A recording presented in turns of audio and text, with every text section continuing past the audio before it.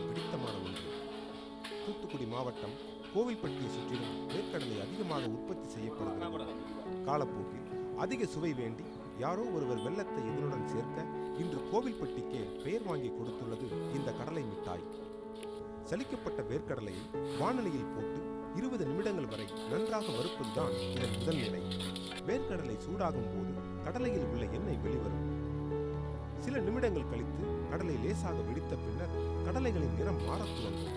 அப்போது இதனை வாயில் போட்டு பார்த்தால் ஈரப்பதமின்றி முறுமுறுவென இருக்கும். இதையடுத்து வறுப்பதை நிறுத்திவிட்டு கடலையை ஆறவிட வேண்டும். ஆறிய பின்னர் தோள்களை நீக்க ஒரு இயந்திரத்தில் போட்டு இரண்டாக உடைக்கிறார்கள். அதற்கு முன்னதாக வெல்லத்தை ஒரு வானலியில் தண்ணீர் சேர்த்து பாகு தயார் செய்து வைத்துக் கொள்கிறார்கள். அதிலிருந்து குறிப்பிட்ட அளவு வெல்லப்பாகவை வானலியில் ஊற்றி கொதிக்க விடும்போது அதில் இருக்கும் தண்ணீர் ஆவியாகி பசை போன்ற நிலைக்கு வருகிறது. இதனுடன் சுக்கு போன்றவை சேர்க்கப்படுகிறது.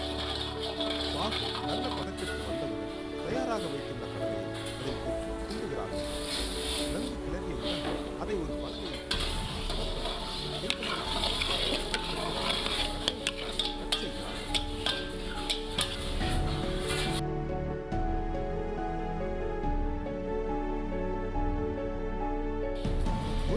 தயாரான இந்த கடலை ஆர்வம் உள்ளதாகவே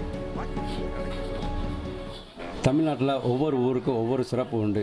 கோவில்பட்டின்னு எடுத்துக்கிட்டாலே கடல மிட்டாய் தான் ஃபேமஸ். ஏன் கோவில்பட்டியில் கடல மிட்டாய் ஃபேமஸ் அப்படின்னு பார்த்தீங்கன்னா, கிட்டத்தட்ட ஒரு 60 வருடங்களுக்கு முன்னாவே கடல மிட்டாய் இங்கே கோவில்பட்டியில் தயார் பண்ணப்பட்டது. முதல்ல கடல மிட்டாய் தயார் பண்ணப்பட்டது. இங்கே கோவில்பட்டியில் கடல மிட்டாய் தயார் பண்ணுறதுக்கு நிறைய கம்பெனிகள் இருக்காங்க. கோவில்பட்டியிலேருந்து தயார் பண்ணுற கடல மிட்டாய் பார்த்தீங்கன்னா இந்தியா முழுவதும் விற்பனை செய்யப்படுகிறது. அதுபோக வெளிநாடுகளுக்கும் ஏற்றுமதி செய்யப்படுகிறது.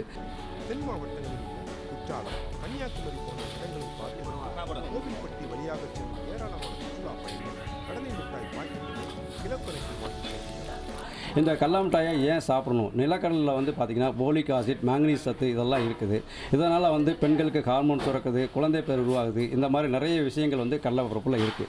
கடலை பருப்பை தனியாக சாப்பிட முடியாதுன்றதுனால நம்ம கடல மிட்டாயாக தயார் பண்ணி கொடுக்குறோம். இந்த கடல மிட்டாயை சாப்பிட்றதுனால உடம்புக்கு ரொம்ப நல்லது, இளமையாகவும் இருக்கும்.